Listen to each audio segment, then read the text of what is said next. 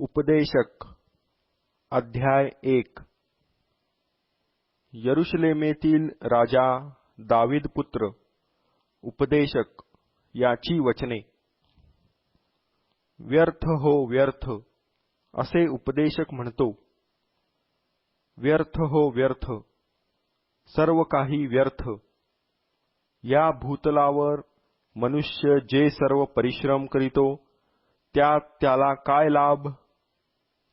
एक पिढी जाते व दुसरी येते, पृथ्वीच काय ती सदा कायम राहते।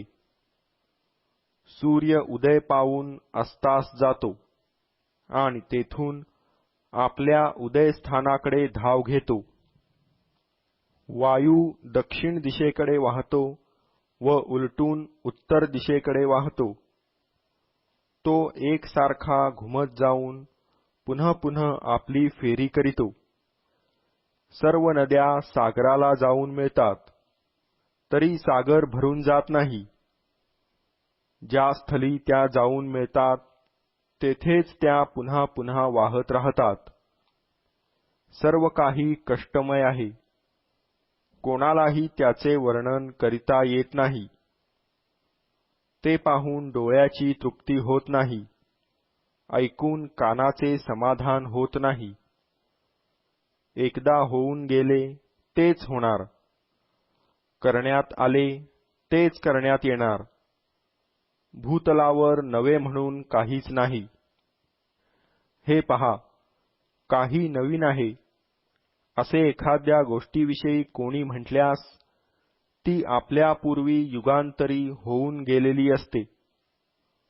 मागल्यांचे स्मरण राहिले नाही, पुढे जे होतील त्यांचेही स्मरण त्यांच्या पुढल्यास राहणार नाही। मी उपदेशक यरुशलेमात इस्रायलांचा राजा होतो। ह्या भूतलावर जे काही व्यापार चाललेले असतात त्यांचा नीट शोध करून ज्ञानाच्या योगाने त्यांचे रहस्य पाहण्याकडे मी आपले चित्त लाविले।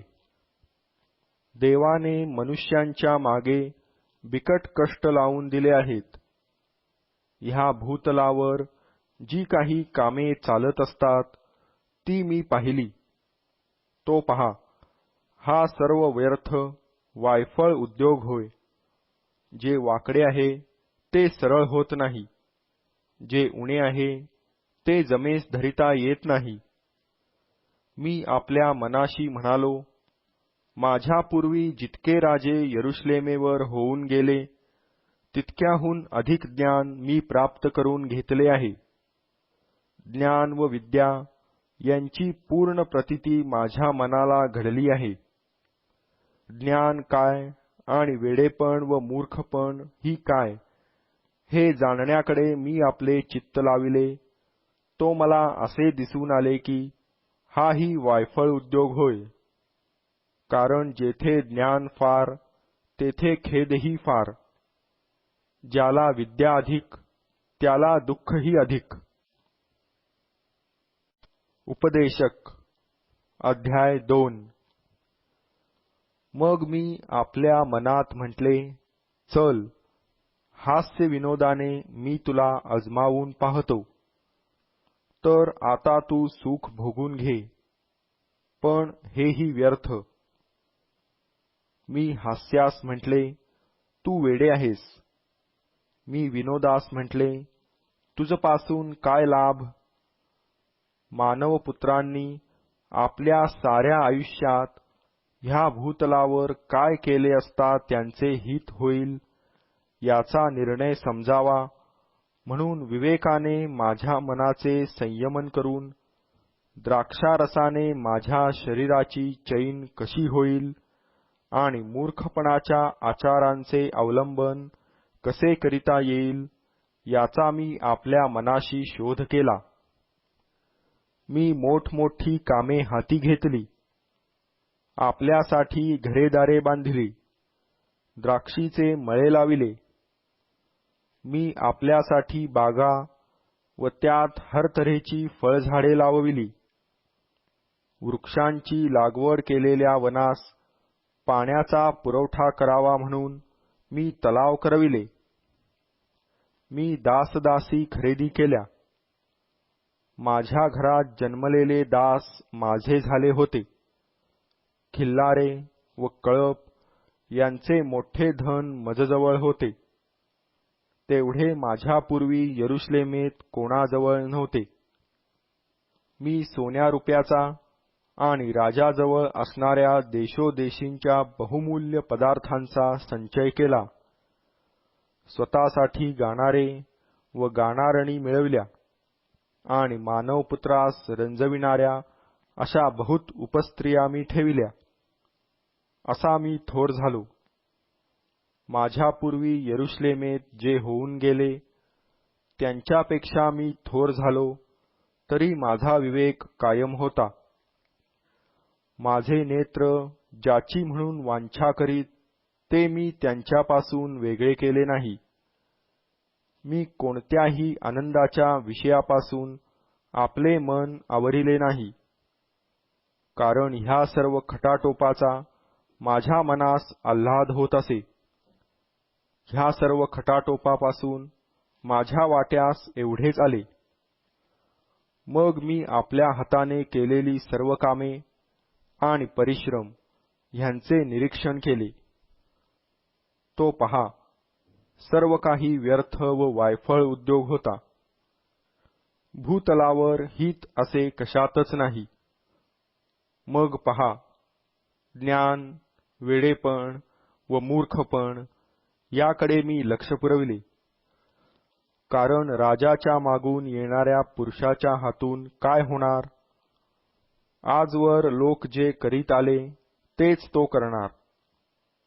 मग माझ्या नजरेस आले की अंधकारापेक्षा प्रकाश जसा श्रेष्ठ, तसे मूर्खतेपेक्षा ज्ञान श्रेष्ठ. ज्ञानाचे नेत्र त्याच्या मस्तकात असतात आणि मूर्ख अंधकारात चालतो. असे असून सर्वांची गती एकच आहे असे माझ्या लक्षात आले. मग मी आपल्या मनात म्हटले, मूर्खाची जी गती तीच माझी. मग मी एवढा ज्ञानी झालो तरी कशाला? मी आपल्या मनात म्हटले, हेही व्यर्थच. मूर्खाप्रमाणेच ज्ञानाची आठवण सदा राहणार नाही, कारण पुढे येणाऱ्या काळी सर्वांचे विस्मरण होणार आहे. तर पहा, ज्ञानी कसा मरण पावतो, तर मूर्खाप्रमाणेच. यावरून जीविताचा मला वीट आला. कारण ह्या भूतलावर जे काही मानवी व्यवहार होतात ते मला अनुचित वाटले. एकूण सर्व काही व्यर्थ व वायफळ उद्योग आहे. माझ्या सर्व श्रमाचे फळ माझ्या मागून येणाऱ्याला ठेवून मला जावे लागणार आहे. हे लक्षात येऊन मी या भूतलावर जे काही परिश्रम केले त्या सगळ्यांचा मला वीट आला. तो सूज्ञ निघेल की मूर्ख निघेल हे कोणास ठाऊक. तरी जे काही मी परिश्रम करून व शहाणपण खर्चून ह्या भूतलावर संपादिले आहे त्यावर तो ताबा चालविणार, हेही व्यर्थच. यास्तव ह्या भूतलावर जे काही परिश्रम मी करीत होतो ते मी सोडून दिले आणि माझे मन हताश झाले. कोणी सुज्ञता, ज्ञान व चतुराई यांनी परिश्रम करून काही संपादावे आणि त्यासाठी ज्याने परिश्रम केले नाहीत त्याच्या वाट्यास ते ठेवून सोडून जावे, हेही व्यर्थ व मोठे अनिष्ट होय. मनुष्य जे काही परिश्रम करीतो व आपला जीव उलथापालथा करून या भूतलावर खटाटोप करीतो त्याचा त्याला काय लाभ? त्याचे सर्व दिवस दुःखमय असतात. त्याची दगदग कष्टमय असते. रात्रीही त्याच्या मनास चैन नसते, हेही व्यर्थच. मनुष्याने खावे, प्यावे व श्रम करून आपल्या जीवास सुख द्यावे यापेक्षा त्याला काहीही इष्ट नाही. हेही देवाच्या हातून मिळते असे माझ्या ध्यानात आले, कारण त्याच्या प्रसादावाचून खाणे पिणे व सुख भोगणे ही कोणास प्राप्त होणार? जो देवाच्या दृष्टीने चांगला, त्यास तो बुद्धी, ज्ञान व सुख ही देतो. धन मिळवून साठवण्याचे कष्ट देव पाप्यावर लादितो, अशासाठी की देवाच्या दृष्टीने जो चांगला त्यास ते द्यावे. हाही व्यर्थ व वायफळ उद्योग होय. उपदेशक अध्याय 3. सर्वांचा काही उचित काळ म्हणून असतो. भूतलावरील प्रत्येक कार्याला समय असतो. जन्मसमय व मृत्यूसमय, रोपण्याचा समय व रोपलेले उपटण्याचा समय असतो. वधण्याचा समय व बरे करण्याचा समय, मोडून टाकण्याचा समय व बांधून काढण्याचा समय असतो. रडण्याचा समय व हसण्याचा समय, शोक करण्याचा समय व नृत्य करण्याचा समय असतो. धोंडे फेकून देण्याचा समय व धोंडे गोळा करण्याचा समय, आलिंगन देण्याचा समय व आलिंगन देण्याचे आवरून धरण्याचा समय असतो. शोधण्याचा समय व गमावण्याचा समय, राखून ठेवण्याचा समय व टाकून देण्याचा समय असतो. फाडून टाकण्याचा समय व शिवण्याचा समय, मौन धरण्याचा समय व बोलण्याचा समय असतो.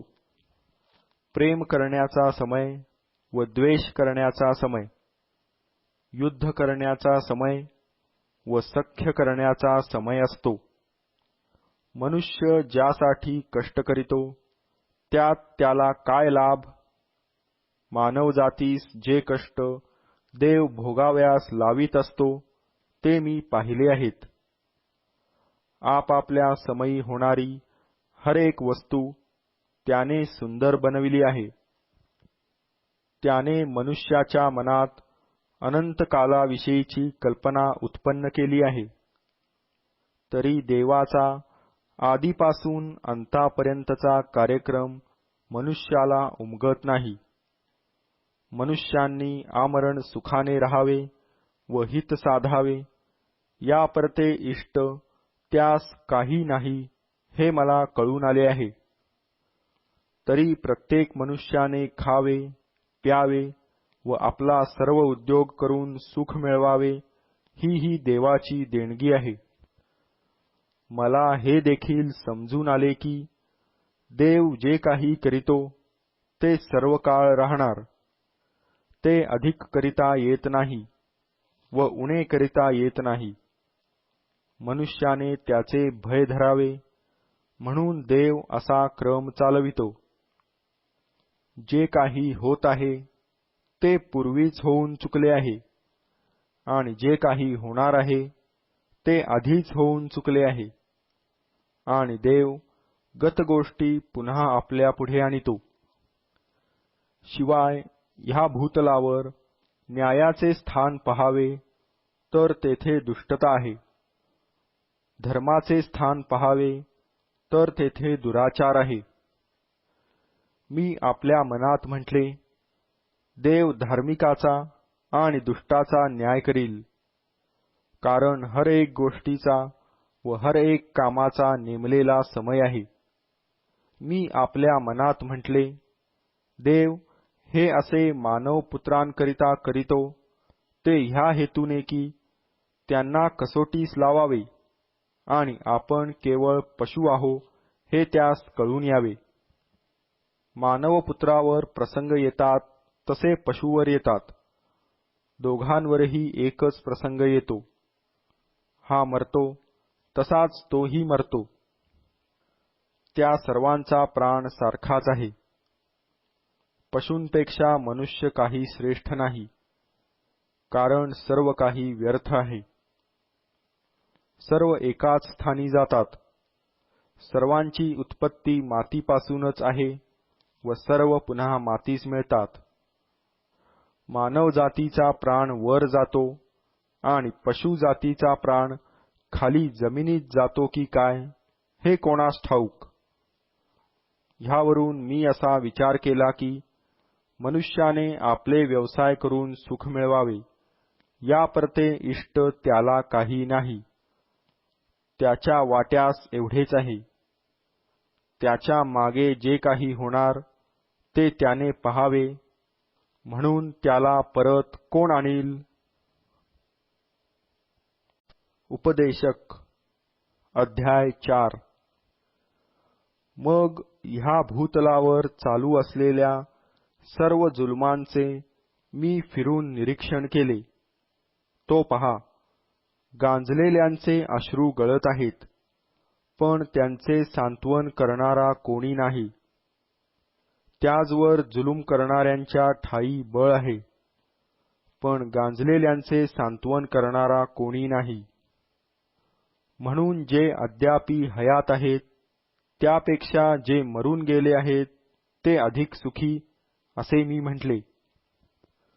जो अजून उत्पन्न झाला नाही, ज्याने ह्या भूतलावर घडणारी दुष्कर्मे पाहिली नाहीत, त्याची दशा ह्या दोघांपेक्षाही बरी.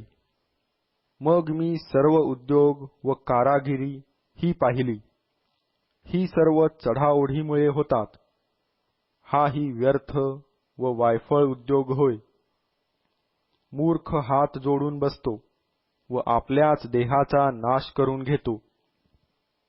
कष्टाने व वायफळ उद्योगाने भरलेल्या 2 मुठींपेक्षा शांतीने भरलेली 1 मूठ पुरवली. मग मी फिरून भूतलावरील व्यर्थ गोष्टी पाहिल्या. कोणी एकटाच असून त्याला दुसरा कोणी नाही. त्याला पुत्र किंवा बंधू नाही, तरी त्याच्या कष्टाला अंत नाही व धनाने त्याच्या नेत्रांची तृप्ती होत नाही. तो म्हणतो, मी हे श्रम करीतो व माझ्या जीवाचे सुख दवडितो, हे कोणासाठी? हेही व्यर्थ कष्टमय होय.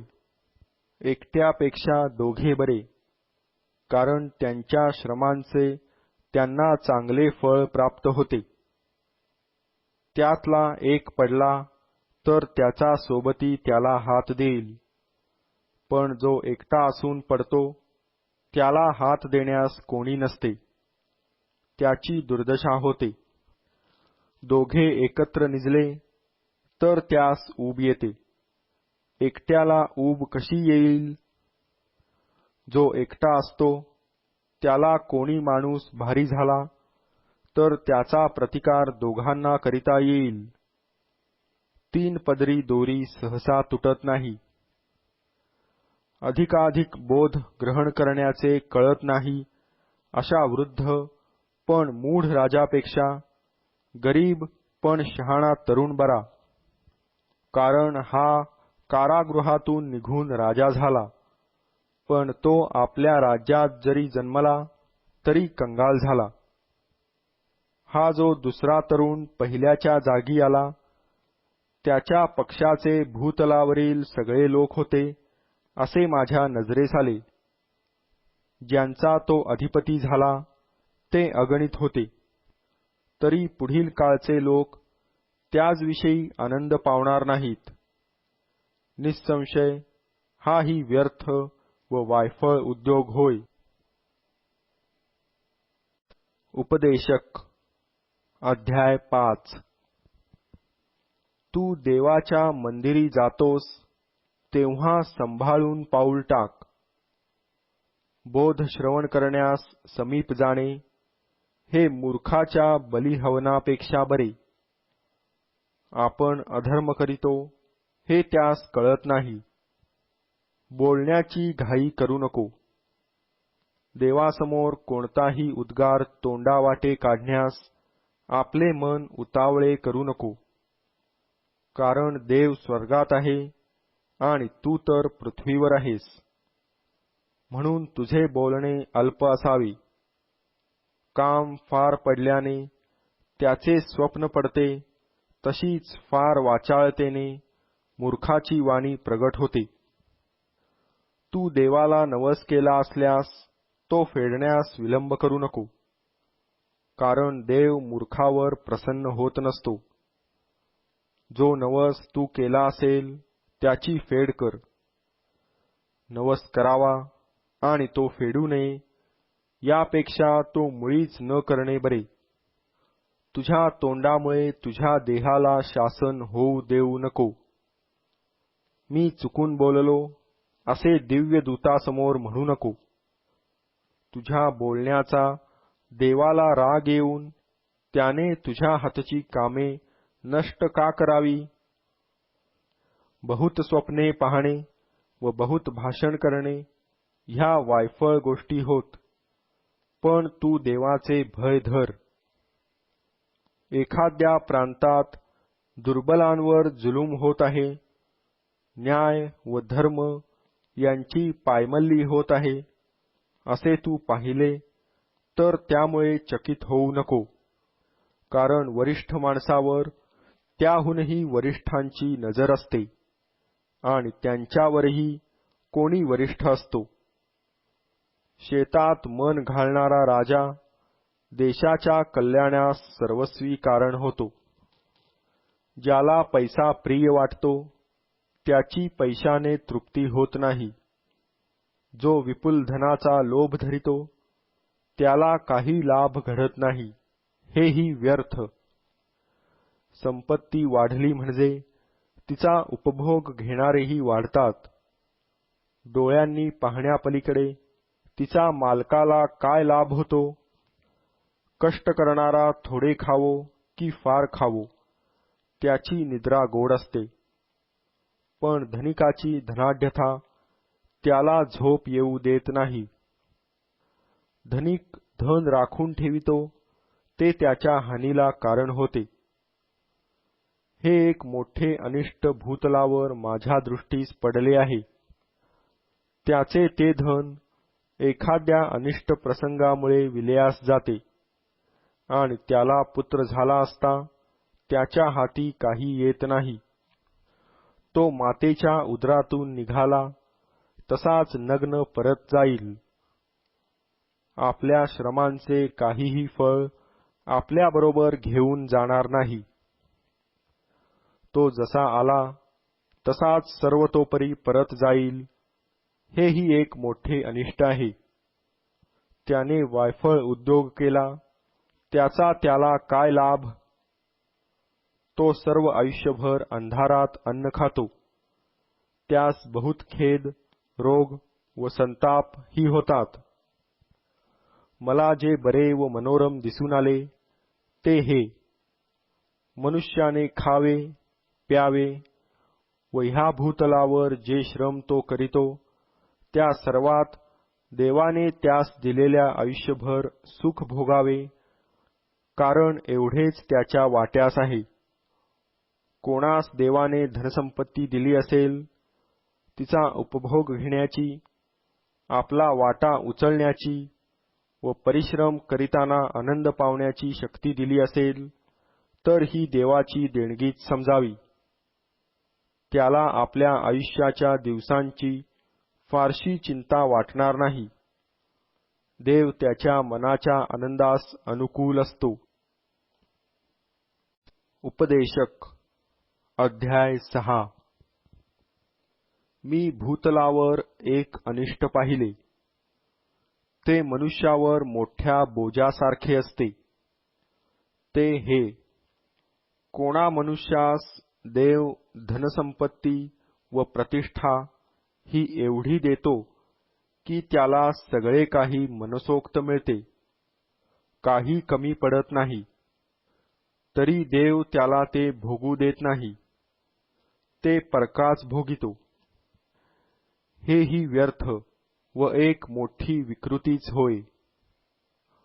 कोणा मनुष्यास 100 मुले झाली व तो बहुत वर्षे जगला, त्याच्या आयुष्याची वर्षसंख्या मोठी असली तरी त्याचा जीव सुखप्राप्तीने समाधान पावला नाही.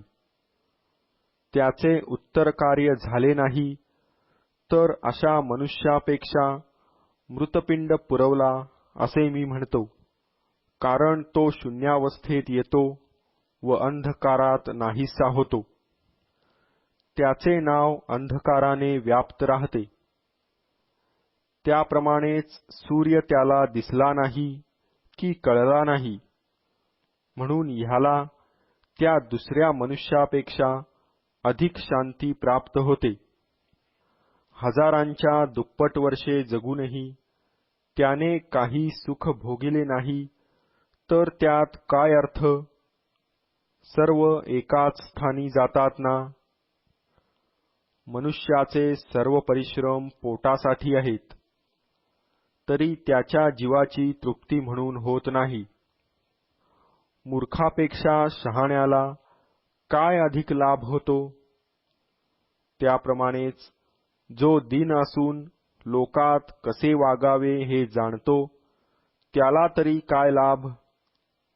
मन इकडे तिकडे धावू देण्यापेक्षा तुझ्या दृष्टीसमोर असलेल्या गोष्टीत सुख मानणे बरे. हाही व्यर्थ व वायफळ उद्योग होय. जे काही झाले आहे त्याला पूर्वीच नाव दिले होते. मनुष्याचे काय होणार हेही पूर्वीच माहीत असते. त्याजहून जो समर्थ, त्याच्याशी त्याला झगडता येणार नाही.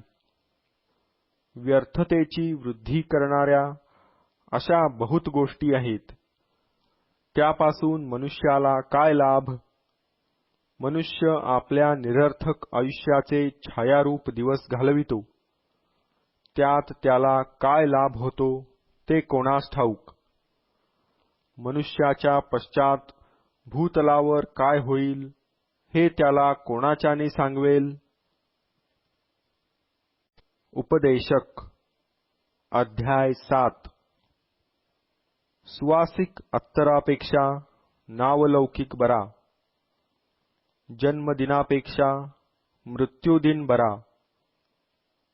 भोजनोत्सवगृही जाण्यापेक्षा शोकगृही जाणे बरे, कारण प्रत्येक मनुष्याचा शेवट हाच आहे.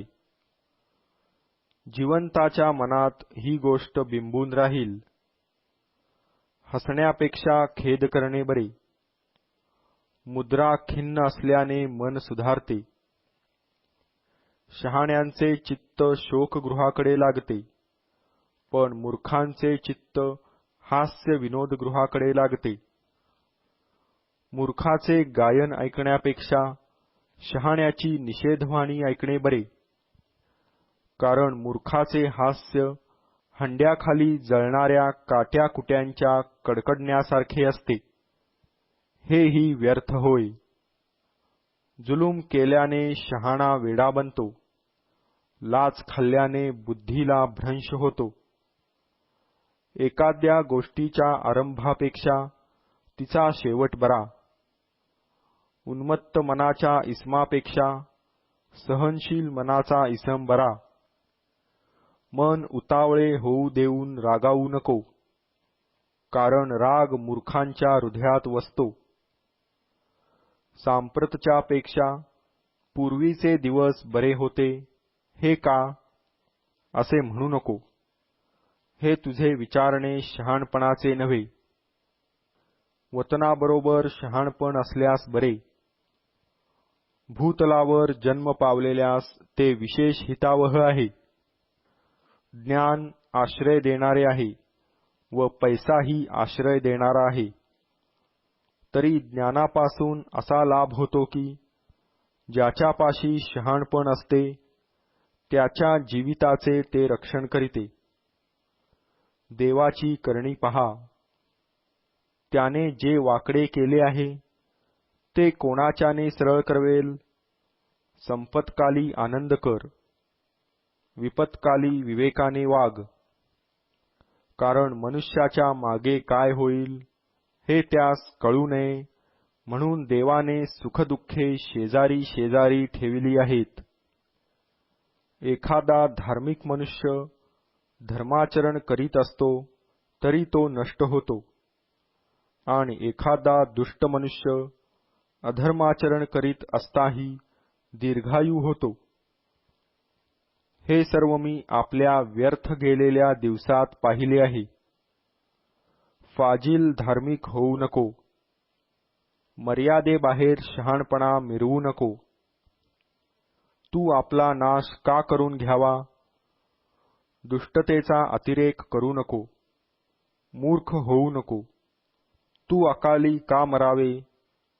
याला तू धरून राहावे आणि त्यापासून तू आपला हात मागे घेऊ नये हे बरे. कारण जो देवाचे भय धरितो तो या सर्वातून पार पडेल.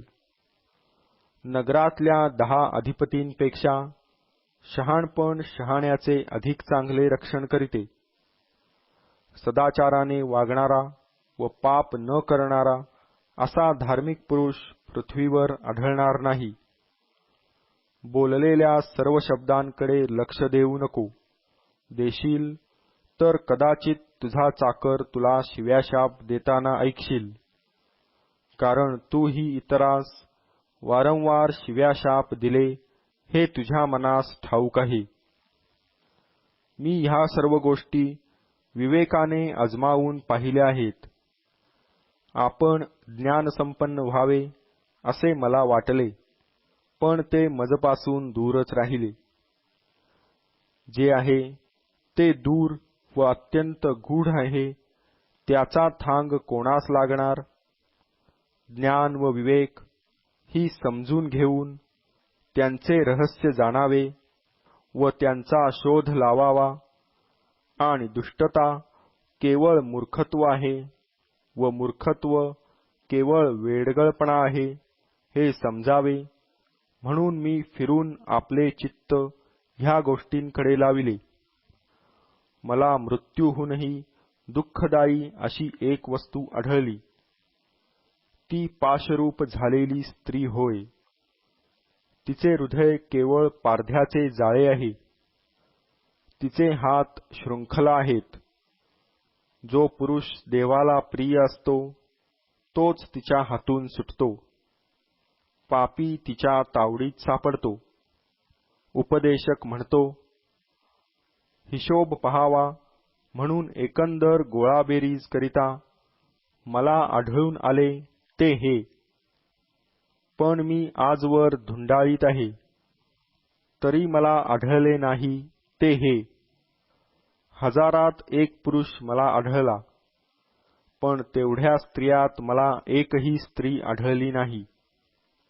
पहा, एवढेच मला आढळले की देवाने मनुष्य सरळ असा उत्पन्न केला आहे, पण तो अनेक कल्पनांच्या मागे लागला आहे. उपदेशक अध्याय 8. ज्ञानी पुरुषासमान कोण आहे?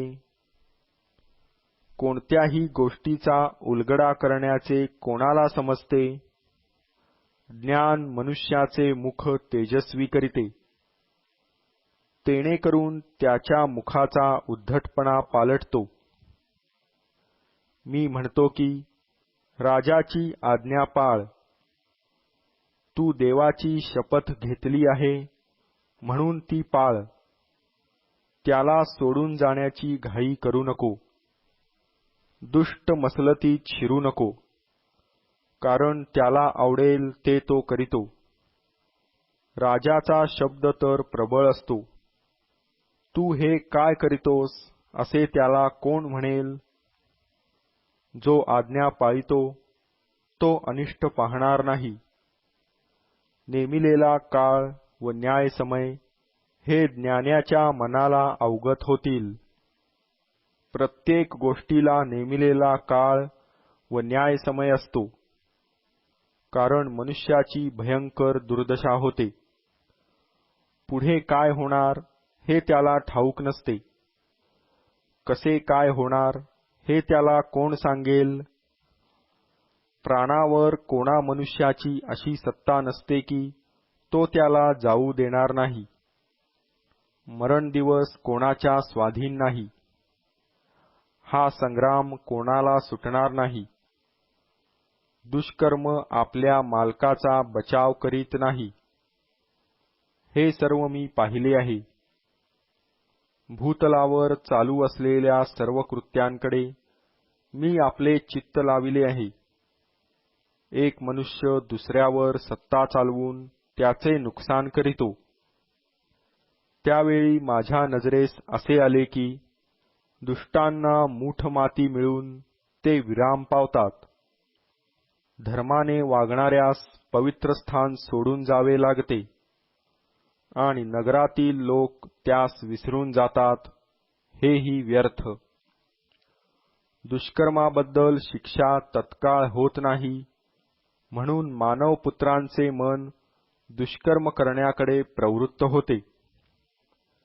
पापी 100दा पाप करून पुष्कळ दिवस वाचला तरी माझी खात्री आहे की देवाचे भय बाळगणारे जे त्यास भिवून वागतात त्यांचे कल्याणच होईल.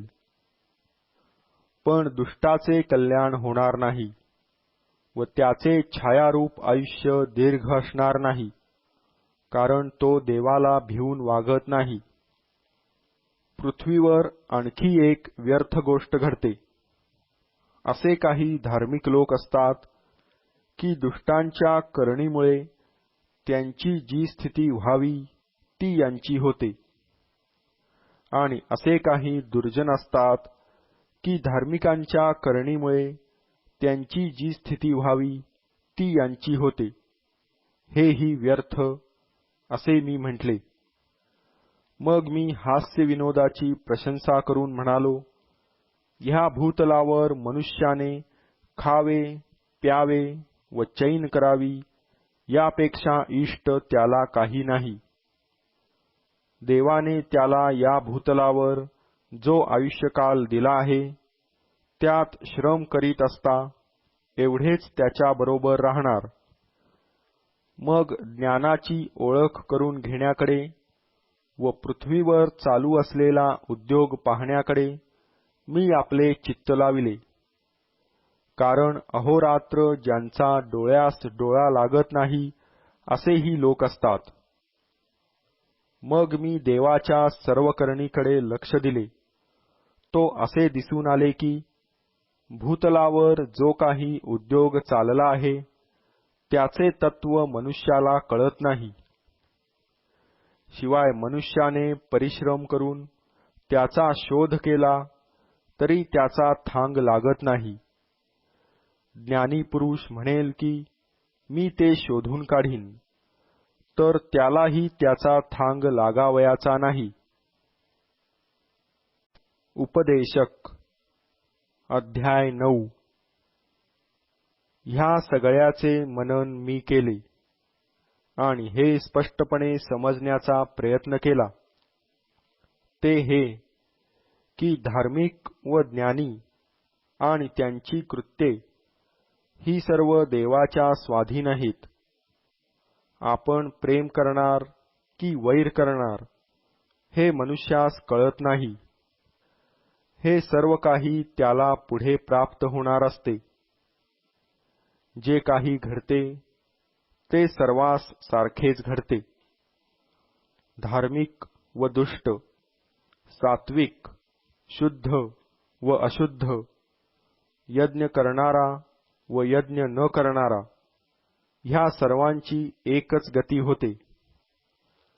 सात्विकाची व पाप्याची, शपथ वाहणाऱ्याची तशीच शपथ वाहण्यास भिणाऱ्याची सारखीच दशा होते. भूतलावर जे काही घडते त्या सर्वांस हे एक अनिष्ट आहे की सर्वांची सारखीच गती होते. मानवपुत्राच्या मनात दुष्टता भरलेली असते. त्यांचे मन जन्मभर भ्रांतिमय असते. मग ते मेलेल्यास जाऊन मिळतात. जो जीवसृष्टीशी मिळून असतो त्याला आशा असते, कारण मृत सिंहापेक्षा जिवंत श्वान बरा. आपणास मरावयाचे आहे हे जिवंताला निदान कळत असते, पण मृतास तर काहीच कळत नाही. त्यास आणखी काही फलप्राप्ती व्हावयाची नसते. त्यांचे स्मरण कोणास राहत नाही. त्यांचे प्रेम, त्यांचे वैर व त्यांचा हेवा दावा ही नष्ट होऊन गेली आहेत.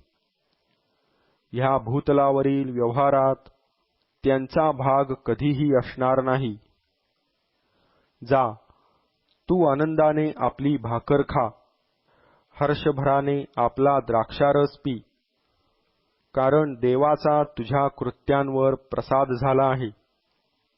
तुझी वस्त्रे सदा शुभ्र असोत, तुझ्या डोक्याला तेलाची वाण नसो. देवाने ह्या भूतलावर तुझ्या व्यर्थ आयुष्याचे जे दिवस नेमिले आहेत, ते तुझे सर्व व्यर्थ दिवस आपल्या प्रिय स्त्रीबरोबर सुखाने घालीव. आयुष्यात हा तुझा वाटा आहे.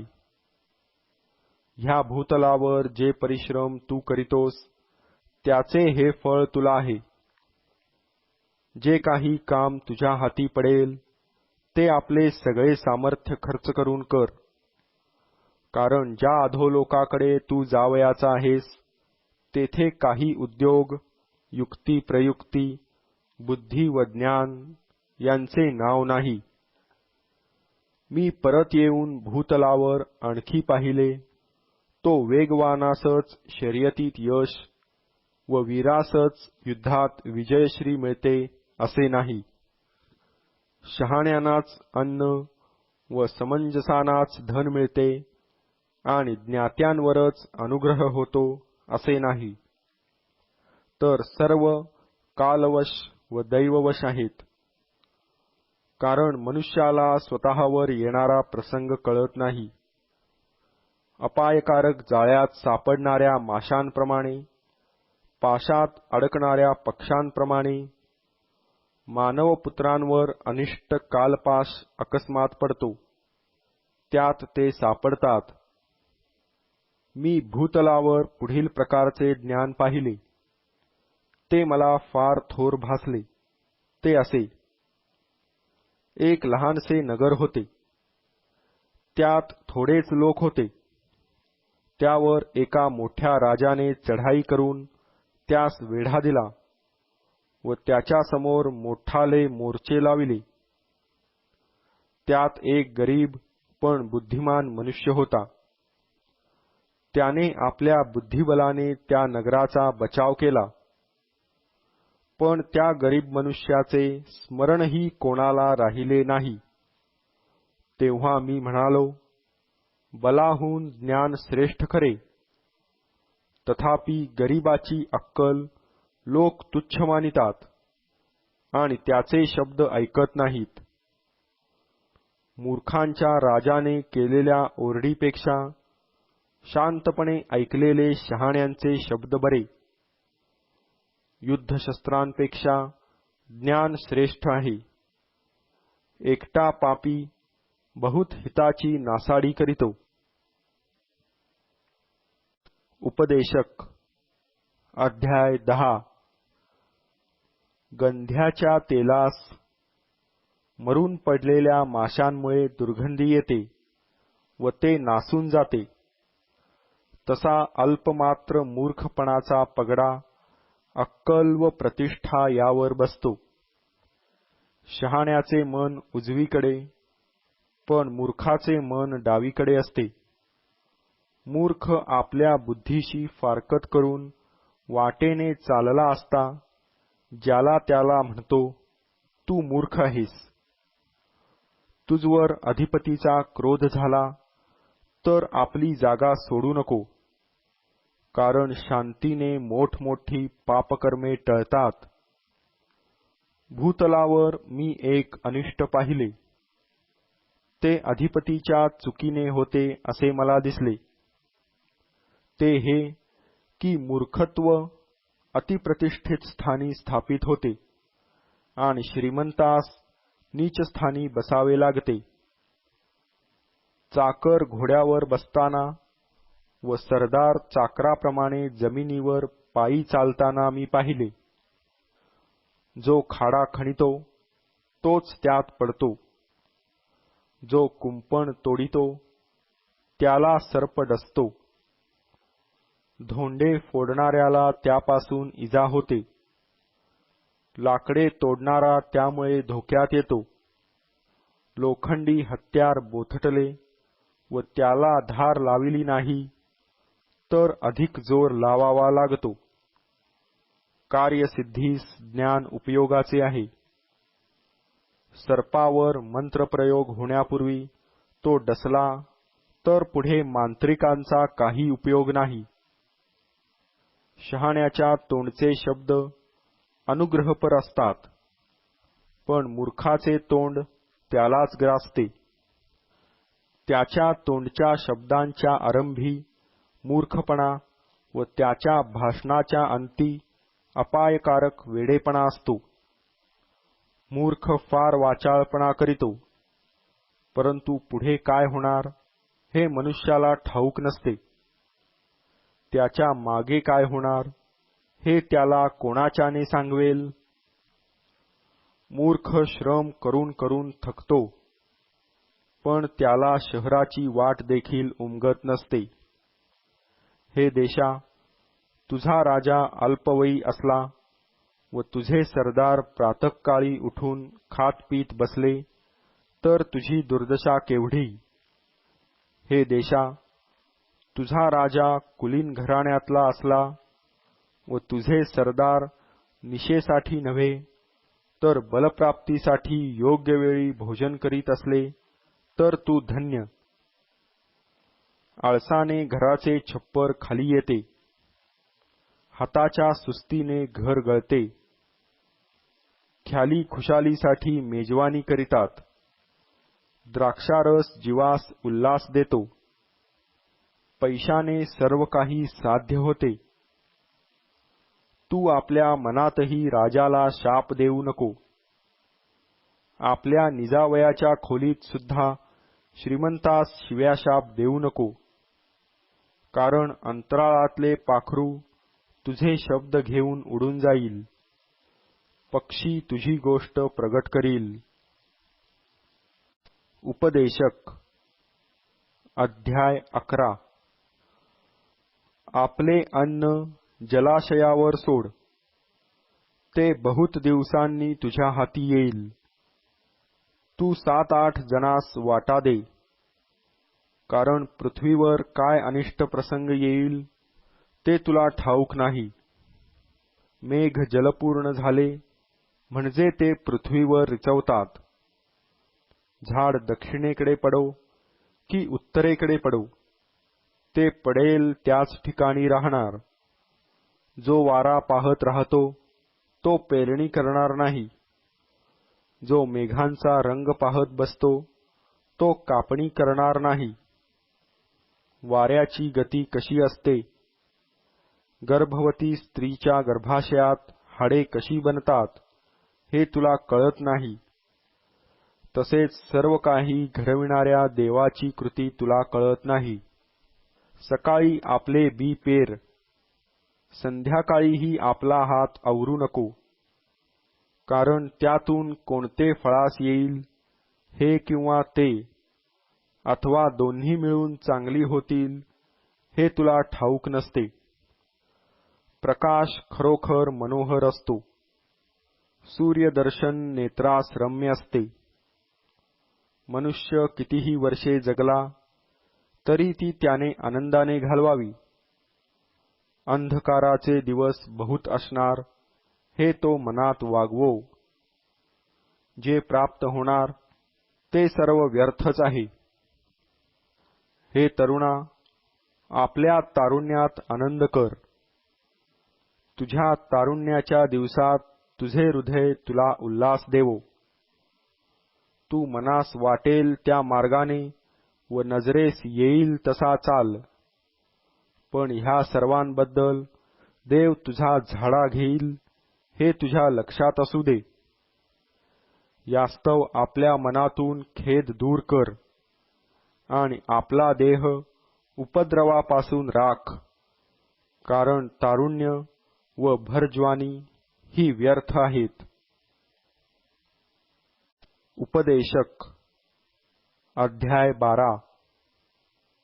आपल्या तारुण्याच्या दिवसात आपल्या निर्माणकर्त्याला स्मर. पहा, अनिष्ट दिवस येत आहेत आणि अशी वर्षे जवळ येत आहेत की त्यात मला काही सुख नाही असे तू म्हणशील.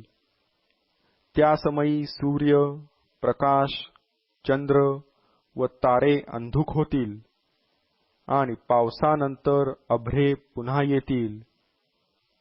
त्या काळी घराचे रखवालदार कापतील, बळकट पुरुष वाकतील, दळणाऱ्या थोड्या उरल्यामुळे त्यांचे काम बंद पडेल, खिडक्यातून पाहणाऱ्या अंध होतील, जात्याचा आवाज मंद झाला म्हणजे बाहेरली दारे मिटतील, पक्षाच्या शब्दाने देखील त्याच्या निद्रेचा भंग होईल, सर्व गायनस्वर मंदावतील, ते चढावाला भीतील, रस्ता धोक्यांनी भरला आहे असे त्यास वाटेल, बदाम फुलेल, टोळसुद्धा जड असा वाटेल, वासना निमेल, कारण मनुष्य आपल्या अनंतकालिक निजधामास चालला आहे आणि ऊर बडवून रडणारे गल्ल्या गल्ल्यातून फिरतील. मग चांदीचा दोर तुटेल, सोन्याचा कटोरा फुटेल, झऱ्याजवळ घडा फुटेल, आडावरचा रहाट मोडेल, तेव्हा माती पूर्ववत मातीस मिळेल आणि देवाने दिलेला आत्मा त्याचकडे परत जाईल. व्यर्थ हो व्यर्थ. उपदेशक म्हणतो, सर्व काही व्यर्थ. उपदेशक ज्ञानी असून तो लोकांना ज्ञान शिकवीत गेला.